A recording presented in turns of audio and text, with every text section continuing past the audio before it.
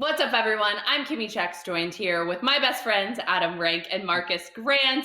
The NFL regular season is inching closer and closer, which means all eyes are on fantasy football. Now, speaking of fantasy football, make sure that you are following us at NFL Fantasy, and most importantly, you are downloading the NFL Fantasy app.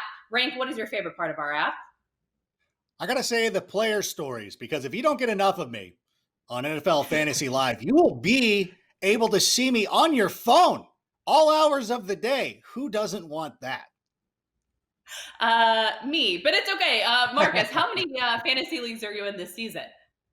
Like 11 or 11. I don't know, somewhere in between there. It's a lot because this is my gig. So like, not only I tell people, not only at my job am I allowed to play fantasy football, I'm sort of encouraged to do it because in theory it makes me better. In theory, it makes you better. And in theory, I'm going to whip both of you guys' butts this season in fantasy, but we'll do a video for that next time as we want to get you all prepared for your fantasy drafts. Marcus, I want to start with you. We are going to talk through who are going to be the 2020 Fantasy League winners. Let's take a look at your board and your top 5 picks. All right, we have 2 quarterbacks up first. We have Matthew Stafford and Carson Wentz, then headed on to Darius Geis, Will Fuller, and Michael Gallup. Now, these 2 quarterbacks, I have some questions, and I want to get your takes on it. Are we going to expect a healthy Matthew Stafford? And what does that mean for fantasy owners, and where should they be drafting them? Yeah, I mean, I think with Matthew Stafford, one, I know there's the injury risk, but I think you put that aside, especially because quarterback is so deep that if something goes sideways, you can stream the position. But when we're talking about Matthew Stafford, I think you got to look back to what he did last season. And in the 8 games he played before he got hurt, he led the league in air yards per attempt. He was on pace for a career best touchdown to interception ratio. And I know that can be a little bit misleading sometimes, but basically what I'm saying is he was throwing the football very well. Now this year, he adds a great pass catching running back in DeAndre Swift out of Georgia. We're expecting TJ Hawkinson to take a step forward. So you add those 2 guys to Kenny Golladay and Marvin Jones. This could be the deepest Lions fantasy roster in years, and Stafford's available in the double-digit rounds. Rank, are you agreeing with Marcus on this one, or are you taking a different take? I don't know how Marcus is sitting there in a best shape of my life t-shirt and then falling into the on pace argument. Because of course, yes, Matthew Stafford was on an MVP. He was on an MVP level last year. He was. But the one thing that I believe that we know about Matt Patricia is that he wants to run the football. It's one of the reasons they brought in DeAndre Swift. So I love Matt Stafford. I think he is one of the most underrated quarterbacks in NFL history. But for fantasy, I think there's some other options I would go with. No disrespect to Marcus or his great shirt. Well, that made it okay because you said no disrespect. So I said no disrespect. All right, speaking of another option at quarterback, Marcus, you also had Carson Wentz up on your board. Talk us through your thoughts on why he could be a potential league winner. So all that injury stuff I said about Matthew Stafford, we can just port that over and we can apply that part to Carson Wentz as well. But the other part of it is Carson Wentz last year, if you think about it, he was actually a top 10 fantasy quarterback when the season was all said and done. And that was despite having what was basically a wide receiver apocalypse when it came to injuries last year in Philadelphia. So one, you do have to pray that not only does Wentz stay healthy, but his wide receivers stay healthy. And yes, throw up the asterisk because I know Alshon Jeffrey's on the PUP list. But Jalen Reagor gets added to the roster through the draft. We expect that Miles Sanders is going to have a bigger workload, and he offers a better pass-catching option than we saw with Jordan Howard last year.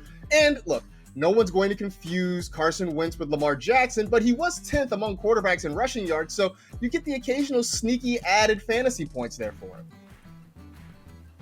All right, I love it. We will put all of the good vibes out for both of these guys so that they are not injury prone and we can get some fantasy fans streaming them on their rosters. Now, Rank, let's take a look at your 5 fantasy league winners for this season.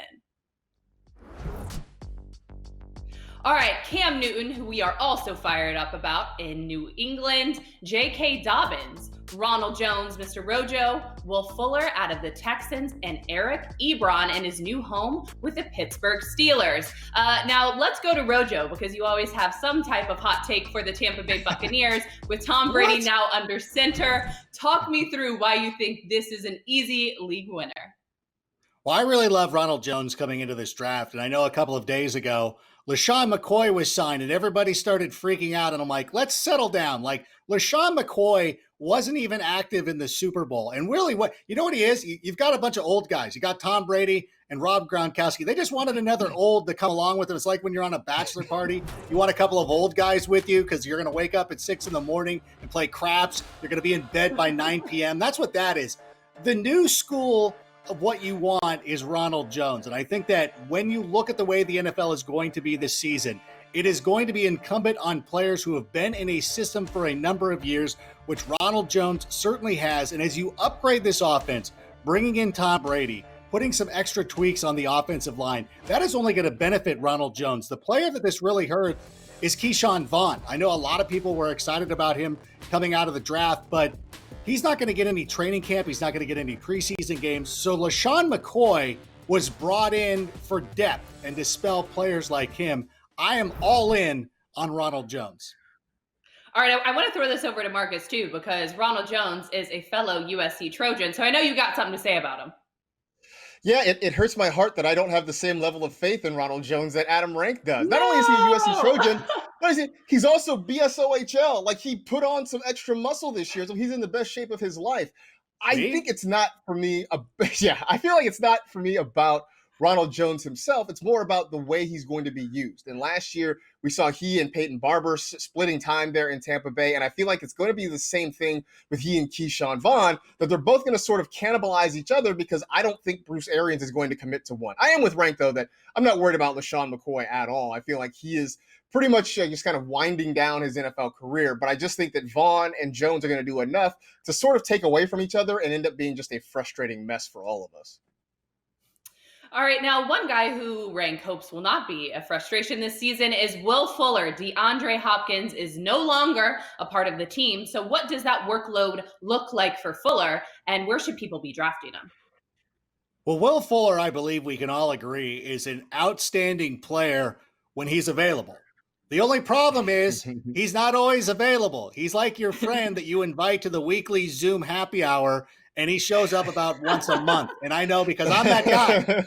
But here's the thing. When he is on the field and ready to go, he is fantastic. Everybody remembers last season, he had that 50-point fantasy game, and everybody was talking about it, and hopefully you started him that week. And now he's into a situation where he's not going to compete with anybody for targets. And that's no disrespect to Brandon Cooks, who's playing with like his 8th Hall of Fame quarterback in as many years. But what you have with Fuller is a wide receiver who has the ability to put up wide receiver one production when he's given the chance. And really, when you look at the tiers and the way these guys are ranked, he's up there with guys like John Brown, Mike Williams, burners who can stretch the field. I would even throw guys like Michael Gallup and AJ Green, Tyler Boyd. When you're in a draft and you see all of those guys on your draft board, you want to be selecting a player who has that ability to win games for you. That's Will Fuller. It might not be 16 games. Give me 10, and I'm super cool with that. Super cool with 10. Marcas, are you in agreement here with Will Fuller? Yeah, I actually am. And I think this is, I keep talking about these guys who have injury histories, right? I keep talking about these guys who have injury histories. Cut it out. But I do think it's fine. It's fine to be injury agnostic when it comes to Will Fuller, because when he's on the field, he and Deshaun Watson make beautiful fantasy music together. And maybe he does not give you 16 games, but the games he is there for, like Rank said, he's going to be fantastic. And as long as you're not counting on him to be your number one receiver week in and week out, you're going to be fine. If you're drafting him as a second or third receiver, I think that's bonus production you're getting from him. All right. Well, always a pleasure to be joined by, like I said, my two best friends and my favorite people in the entire world. If you like what you're seeing, make sure that you like and subscribe down below. Remember to download our NFL Fantasy app and follow us at NFL Fantasy on all social channels. We will see you next time. Miss you guys. Talk soon.